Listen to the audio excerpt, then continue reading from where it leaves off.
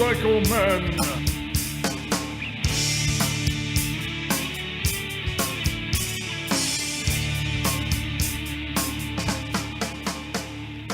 Hello, boys and girls, and welcome to episode 159 of the Motorcycle Men podcast. I am Ted, here in the V-Twin Cafe in the corner booth, where everything is 72 and sunny, unless if it's a 95 and humid. But anyway, thank you for tuning in and listening to this show.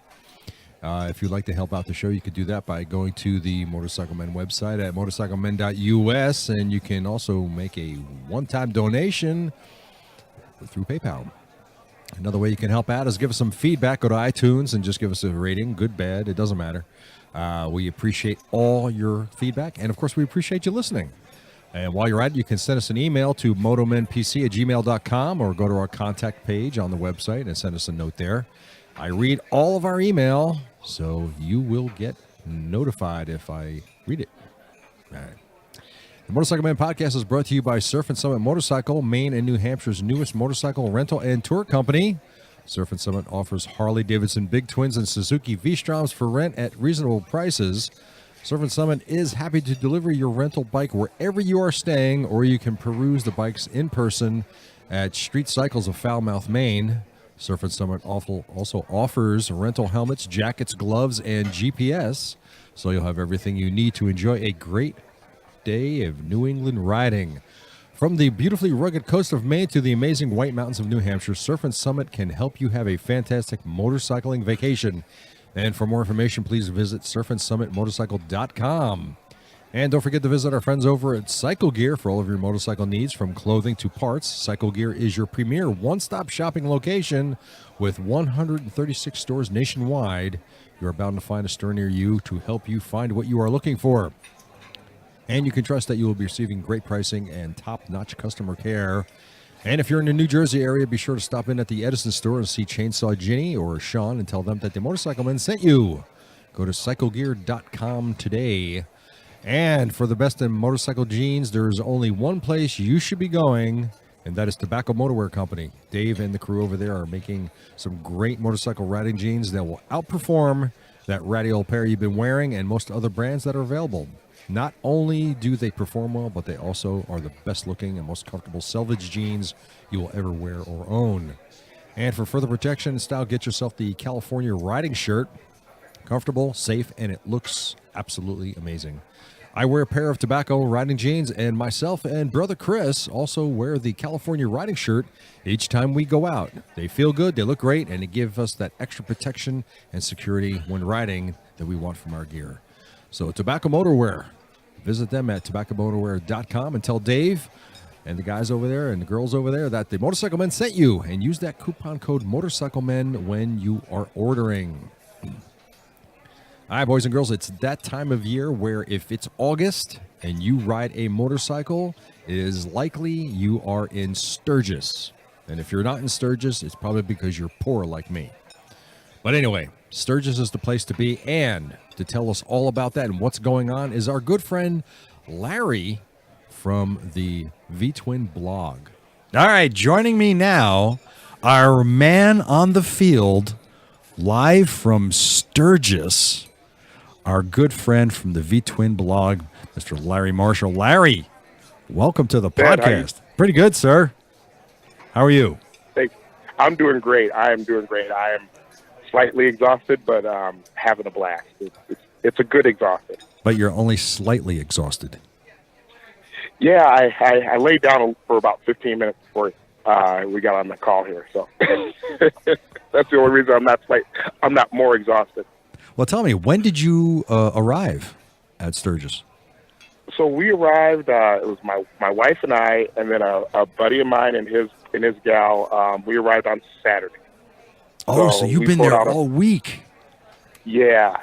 We pulled out of Minneapolis Friday morning, got about halfway in the middle of a rainstorm, stopped halfway, hung out at a hotel, and then shot off the next morning. No kidding. Wow. Yeah. Yikes. I've seen some pictures. How's the weather been? You know, it's actually been pretty good. The first day and a half, it was garbage. Rain periodically. Actually, when we got here, we were just, so my wife and my buddy's gal, they drove the truck, and my buddy and I, we rode out.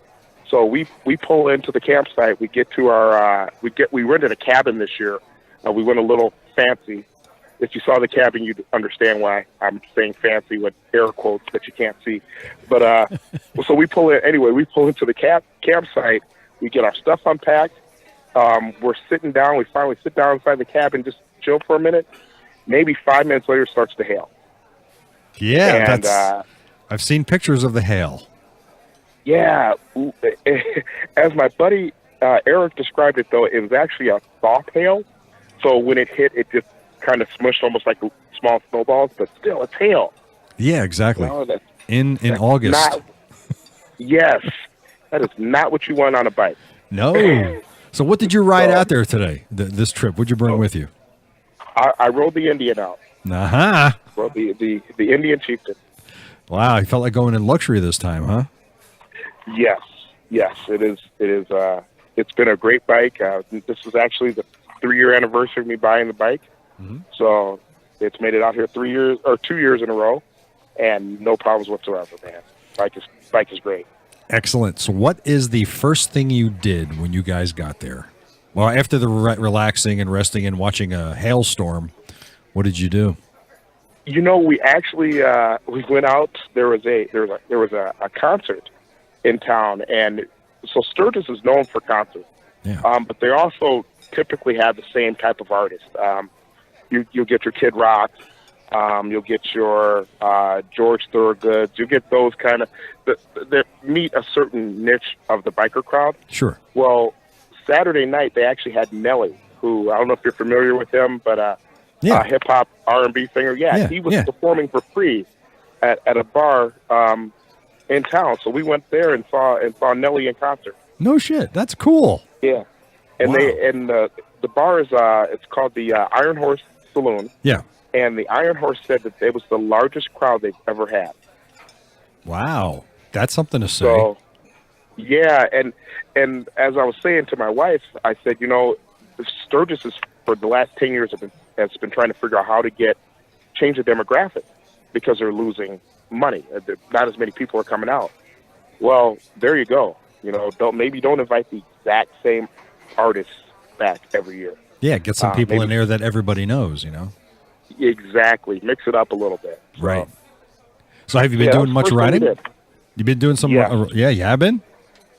Yes. So since we've been in town, I think I've gotten about 600 miles in. Really? Over the past 3 days, we've done a ton of riding. We've been to, so just to give you an idea of what states I've been to on this trip, Minnesota, South Dakota, Wyoming, and Montana, just in this trip alone. Wow. Impressive. So, and across the entire, from east to west of Minnesota and across east to west of South Dakota. So we put on some miles. That's impressive. Miles. How many of those miles have been on test rides? I would say about 150. Really? Yeah. Yeah, maybe closer to 200. I've had the opportunity, and this is where I feel fortunate, as you and I talk about, and we've talked about a couple different times, you know, being in this motorcycle media business, podcasting or blogging, it's not what you do to get rich.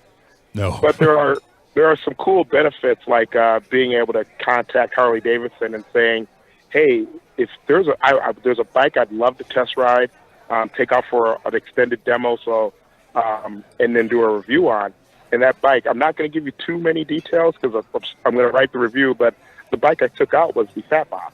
Mm-hmm. And I figured the perfect bike to take. Everybody's done reviews of the Road King, Street Glide, Road Glide.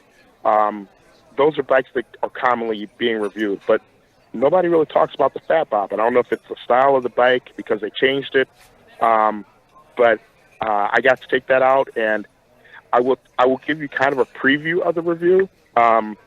When I picked up the bike, it was raining, and I was able to get the 114, Yeah. The Milwaukee 8 with the 114 in a tiny little frame, which was I figured was going to be really awesome. And I was, to start with, a little disappointed. And I think that had to do with the rain and the moisture and the humidity. The air filter was wide open. There was no stock on the air filter, so I'm thinking there might have been moisture in the bike or in the air filter that didn't create the power that I thought it would. The next morning, I got up really early, took it out on a ride, and my results were different. Yeah. That's where I'll leave that. Okay. Well, I'll tell you, I had the opportunity to ride the Fat Bob when I was down at the Myrtle Beach Bike Week, and the bike blew me away. It was a boatload of fun. I really enjoyed it. The power alone that thing exhibited was crazy. So, and I thought they were extremely comfortable for one. I wasn't even expecting it to be comfortable. It was very comfortable. Yeah, it's a weird. When you look at the bike, you're thinking, "Oh, this is maybe for a guy 5'7", 5'8", and then you jump on and you're like, "This is built for real people." I mean, we're like a real size guy, right? Yeah. You know, us guys. I personally, a guy that picks up a T-shirt and goes, I might be in a 3X now. So, how much will this shrink? Yeah, not that we're admitting anything. Oh yeah. Did you notice when you rode the Fat Bob? Did you notice that I know you test rode other bikes. You test rode other Harleys. Yeah. Did you notice that the wind that was hitting you was different on the Fat Bob than it was the other bikes? Yeah. That's a great point. Yes, it was. I don't know what your experience was, but it was distributed really well. Yes, exactly. Because as an example, let me say, I rode the Fat Bob, and I was like, wow, I'm not. Ordinarily, I feel like I got to hold on for dear life because it wants to blow me off the back of the bike because of all the wind. But it wasn't. It didn't. So, but when I got on the Fat Boy and a couple of the other bikes, the wind was intense on those bikes, but not on the Fat Bob. The only thing I could think of is maybe it's the handlebars, because of your body position with the handlebars. There are more of those drag bars on the Fat Bob, and maybe it creates a different, channel for the wind. Maybe. But yeah, I know exactly what you're saying because I also rode the Fat Boy, and I was like, and for me, the Fat Boy actually felt like it had more power, but it wasn't as enjoyable of a ride for me. Exactly. As fun as that Fat Bob was. Oh man, the Fat Bob felt like it wanted to do wheelies when you the Fat Bob, you got on it. It felt like it wanted to do a lot more than that. But yeah. I tell you, but if you look at the Fat Bob, the geometry of the Fat Bob, the way it is constructed, and I realize it's the same frame for many of the other models, but the geometry setup of that particular bike is way different than the other bikes. It's got that taller stance. And I'm sure that has something to do with the wind management. I'm really sure it does. Yes. One other thing I noticed too about the Fat Bob is it's a weird bike to try to figure out what market it's going after, or who the market is, and or even who its competition is. Yeah. And pretty much the only bike. There are two bikes that I can think of that kind of seem like they're in that same realm, and at least that I would ride. And one is a Ducati. I think the Duval. Mm-hmm. Or the Monster, one of the two. I get those two confused. And you're probably going to laugh at me for the second one, but and a bike I'm thoroughly enjoying while I'm out here too is the Indian Scout Bobber. Yeah, I've heard a lot of people say good things about the Scout Bobber that Indians put out. Oh boy, that's another bike I'll be doing a review on, and woof. Yeah, that one's a ton of fun too. Well, you sent me a text about it, and and you usually only text me when you're really wowed by something. Yes. So I'm like, wow, Larry must really like this. Yeah, that bike. So just to give you an idea, I've actually now, for the demos that have been out here, I've demoed that bike I think 3 times. Really? I've demoed the Fat Bob twice and the Bobber 3 times, and they're both impressive bikes. I mean, yeah, they're both a lot of fun. And I think if you test ride that Scout Bobber anymore, they're just going to want you to sign the papers for registration. Well, there's a possibility that could happen. What are we saying here, Larry? There's a possibility. I'm not saying my wife is going to hear this, so not saying that it's going to happen, but I'm not saying, I actually got her to ride it too. And she was less impressed as I was, which was a little bit of a downer, but I might have to use some Jedi mind trick on her to see if we can get that in the garage. Well, I'll tell you what, if that works for you, I need you to tell me how to do that. Oh yeah. Oh, it'll be in private. Okay, good. I'm not trying to give out too many secrets, but yes. Perfect. Did you get a chance to ride any of those Sportsters I recommended to you? I haven't yet, but I think tomorrow is going to be the day I'm going to do that. We were actually going to shoot over to the Harley booth, but everything was taken today. It was very popular. So for those who are in Sturgis, and well, they probably will hear this after Sturgis is over, and it might be the same way next year. I'm an Indian guy, to the blood, man. But I will say that Indian versus Harley demo rides, there's a huge difference. And that one huge difference is Indian has their demo rides are guided. Harley, their demo rides are you take out the bike and you follow this route and you bring the bike back.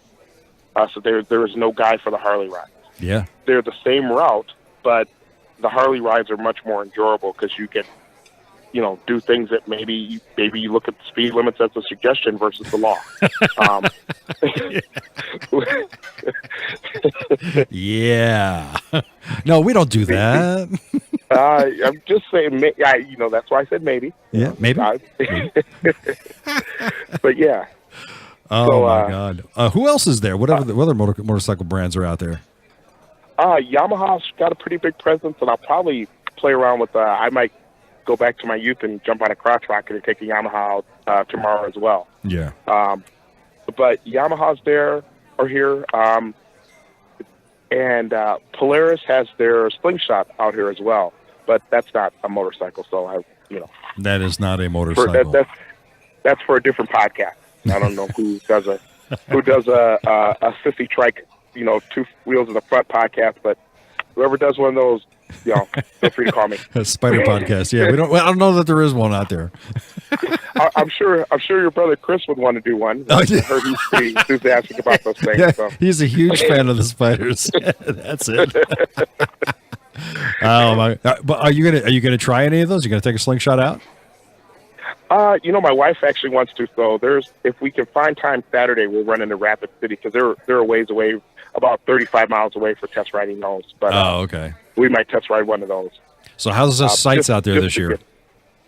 They're fantastic. It's beautiful. This has been the second best weather I've ever had in Sturgis. Last year was by far the best. I think we got rain. Anytime we got rain last year was at night. Yeah. This year we've gotten a little bit of rain, but it's been 85, 90, sometimes mid-90s. The sights are fantastic. I'm actually sitting outside of my quote-unquote cabin and looking at Bear Butte right now, which is this really cool mountain or hill structure that looks like a bear laying down on the ground. So, wow. You can. We also, so part of my riding Tuesday, we jumped out to Montana and Wyoming. So we had to go through Wyoming to get to Montana, and went up to Devil's Tower and some of those cool sites. And if you haven't been to Wyoming, you need to go to Wyoming just to ride. It is spacious. It is beautiful. It is breathtaking. You will thoroughly enjoy Wyoming for riding. Wow. Yeah, I want to get out there, ride west. I really want to get out to ride out to west. And it's just, some things just can't happen that way. But as far as goes for the sights, I realize the scenery is beautiful and everything that you're seeing. But what about the sights around town? Oh, gotcha. Those sights are pretty good too. A lot less sightful sights than there have been in previous years. But we actually went out to on Tuesday. Oh man, my mom's gonna hear this. We went on a Tuesday to Topless Tuesday in Montana, and we missed. There was a whole show that went on. We missed that show, but we got out there a little bit late because we just decided to just take the longest way out there we possibly could. But when we got there, there were a few women walking around without the tops on. Topless Tuesday. Yes. So this is a thing, apparently, huh? It is a real thing. Yes. Wow. Yeah. So somebody at a bar a couple days ago asked me what's the weirdest thing that's happened to me at Sturgis, and it was actually a Topless Tuesday. I'm standing just talking to some friends of mine, and we're all hanging out. My wife she ran inside or she was eating a sandwich. She ran and grabbed a sandwich and was standing outside. Some random woman walks up to me and she goes, and this is so wrong. She goes, "You know, I really love chocolate," and licks my face. and and I looked at her. The only response I could give her was, "Well, so does my wife," and she's standing right there. And my wife was in shock as well. She didn't even know what to do. And usually, my wife is a for lack of a better way to say it, she's a turn a beer bottle over and maybe clock somebody on top of the head with a beer bottle kind of gal. Right. But she didn't know what to do. And yeah, I just I'm 5'11", about 235, and you've probably never seen a guy my size sneak away from a crowd better than I did that day. Oh man, yeah. So if it that can was happen, my Montana impression. Well, what about at Sturgis itself on Main Street? How's the activity going on down there? You know, it's actually pretty good. Nothing really outrageous. Once again, it's the crazy, beautiful bikes. I think I saw a bike this week. I saw a bike this week, and I want to say that maybe a 32 or 36 inch front wheel. Wow, that's crazy. Just absolutely insane.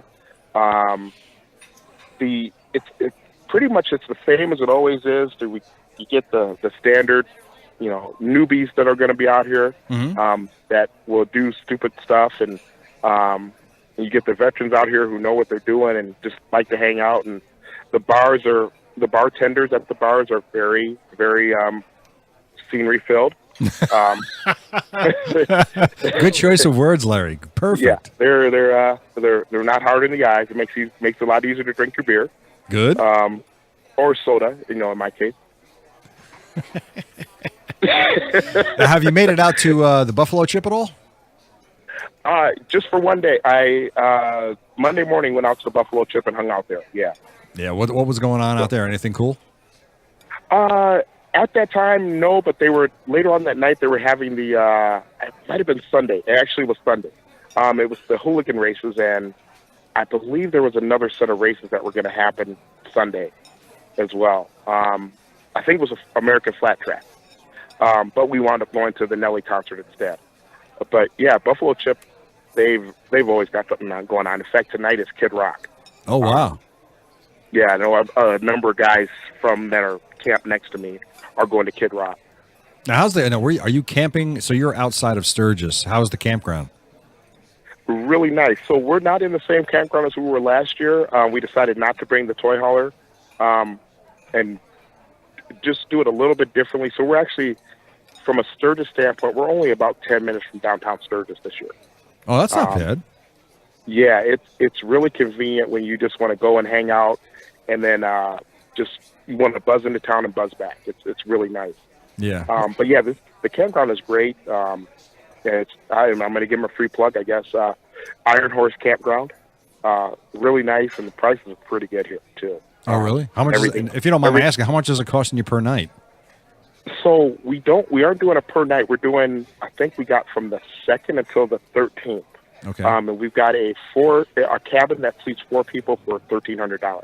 That's not bad, really. Really, when you think about it, No. it's not bad at all. Yeah, you split that 4 ways, and it becomes a very reasonable thing to do. Sure. I have heard that sometimes the campgrounds can get pretty crazy after hours. Is that the case? Yes. So our campground is it's a weird crazy, but yes, it does get crazy. They've had we'll just call them sketchy wet T-shirt contests. Um, How does a T-shirt get sketchy?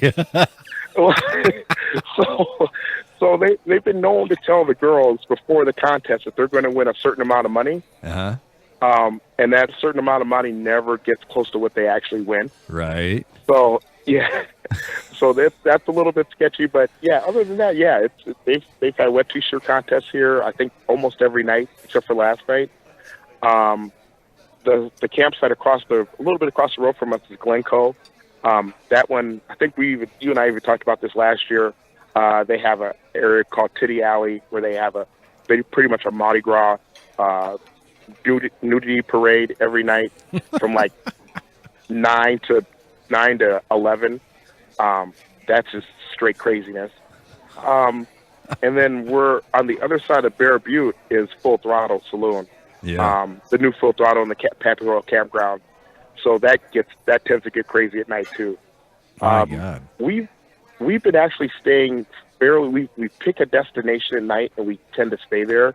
Yeah. Because the cops are really bad this year. Oh, really? So, yeah, it's probably more cops than I've seen, like Highway Patrol and sheriffs I've seen than any other year being here. Wow. About how many bikes do you think you've seen down on Main Street in one time? Oh, 8,000, 10,000. Oh my God! Easily. Really? Yeah. Holy crap! Yeah. And they say that early reports of the numbers are up for this year, 2 to 5%, something like that. So I think the estimation right now so far is like 300,000 bikes have pulled in and out of Sturgis. Oh wow, that's amazing. That is Yeah, crazy. yeah. The noise must be out of the control. It must be so loud there all the time. Yes, but it's we're bikers, man. That's music. It's like a symphony hall. Hearing the boom, the motorcycles all the time. What does get a little annoying is the guys that have the 200-watt speakers on their bikes and decide to play the loudest annoying music they can going down Main Street. Yeah. So that gets a little. But yeah, other than that, no. It's a thrill-packed. Phenomenal time. So what's in store for you for tomorrow? So tomorrow, I'm working with Indian to pick up another demo from them. We're kind of floating between which bike it'll be, possibly a Roadmaster Elite. Mm-hmm. And it's between a Roadmaster Elite, a Springfield Dark Horse, and a Scout Bobber. And I know my heart is telling me I really should not do the Scout Bobber again, but I really, really want to. You will.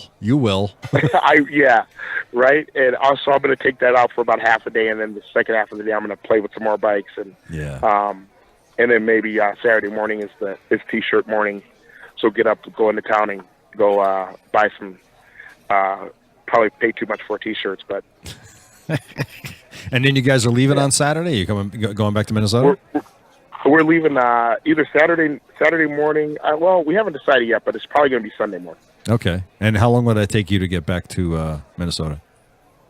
Well, if we leave early on Sunday morning, and we have 2 women with us, so that probably won't happen. But if we leave early on Sunday morning, we could get back in less than a day, about 15 hours. That's not too bad. If we leave, but with the 2 women with us, we'll probably leave closer to noon, which would get us home at 3 a.m. and not between eastern South Dakota and western Minnesota. There's a lot of deer, so riding at night is not really appealing. Right. So now you're going to be riding. You rode from Minnesota all the way there. Yeah. Now, how was that ride? But not bad at all. Like I said, the bike is performing great. I just flipped about 18,000 miles on it now. So, it's really dialed in now. It started dialing in about 15,000 miles. Mm-hmm. And so it's one of those.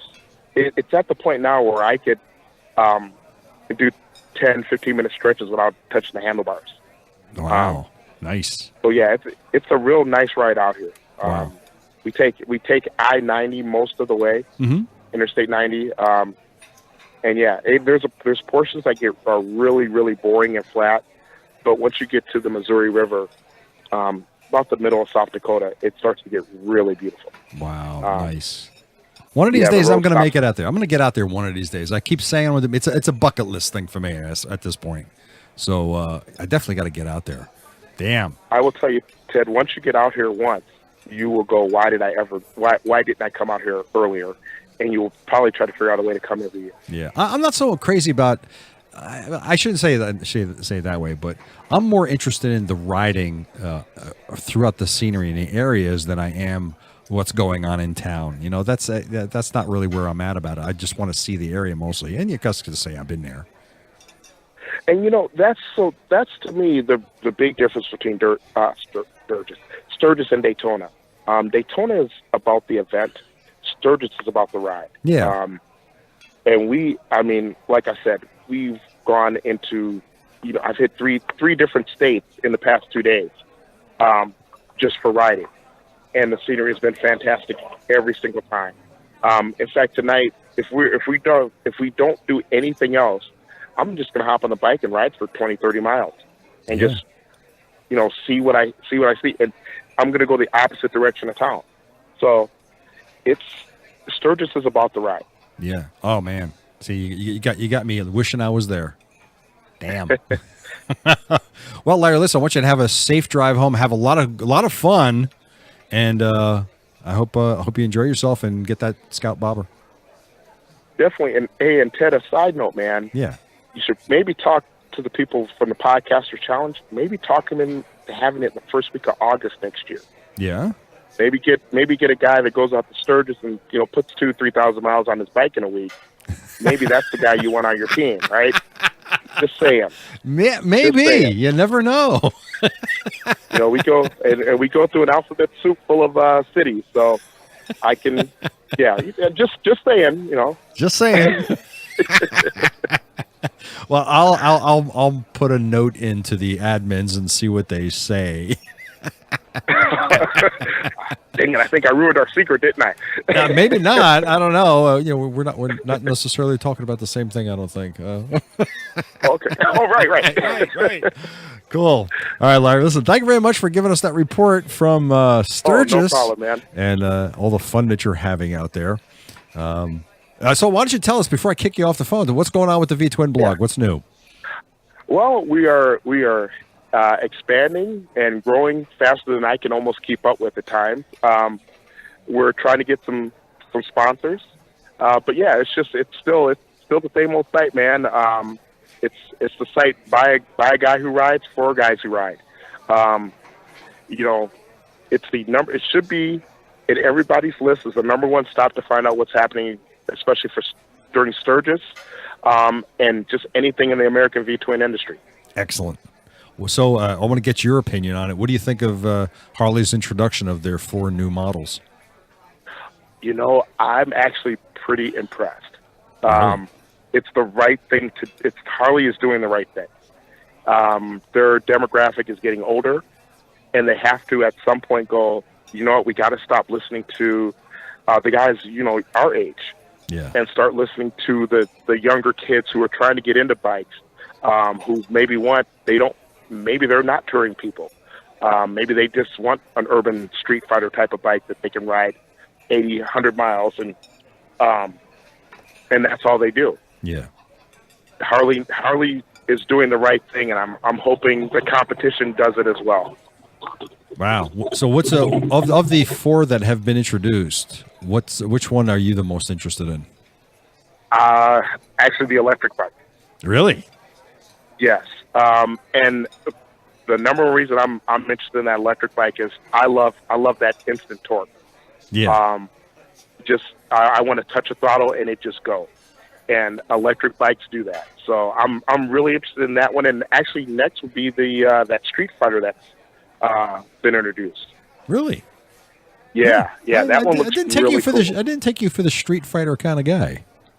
I'm normally not, but where I live, we're about 45 minutes away from western Wisconsin.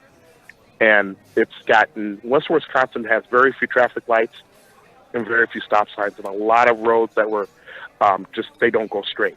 Right. So it's very, I guess you could say it's somewhat comparable on a mini level to the canyons in California. Mm-hmm. So the Street Fighter would be built for it, yeah. Yes, yeah. And so in fact, I wouldn't be surprised in all honesty, Ted, if the folks from Harley don't bring their bikes to western Wisconsin and just ride them to test them out there, see how they would handle that kind of riding. Wow. Okay, cool. What do you think about that adventure bike that they're proposing? I'm not an adventure bike guy, and I've never really been one, so my opinion probably wouldn't be the greatest.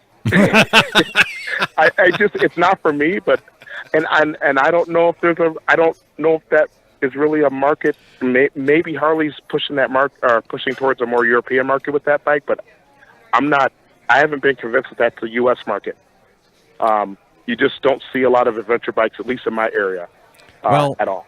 Well, as I was talking recently with another blogger, and we got into the subject of the ADV bikes and a lot of off road stuff, but also because now that we have the backcountry tours that are available, and a lot of them are in the U.S., so there's probably a lot of people going to be looking at that for that purpose. I don't know. Certainly has got my interest. I think my favorite of all of them is that ADV bike, and I think second is probably going to be the Livewire, the electric bike. Yeah, what's really interesting to me about the Livewire is to see if they can get it, at that 150, 200 mile range on a charge. Yeah. If they can pull that off, and if you can maybe figure out how to use the same charging stations as Teslas have, you might be looking at something people can actually ride across the country. Well, yeah. I know there have been, and this was a couple years ago, but there have been people who have retrofitted their bikes, their combustible engine bikes, and turned them into electric bikes, and they've ridden across the country on them. So it's possible.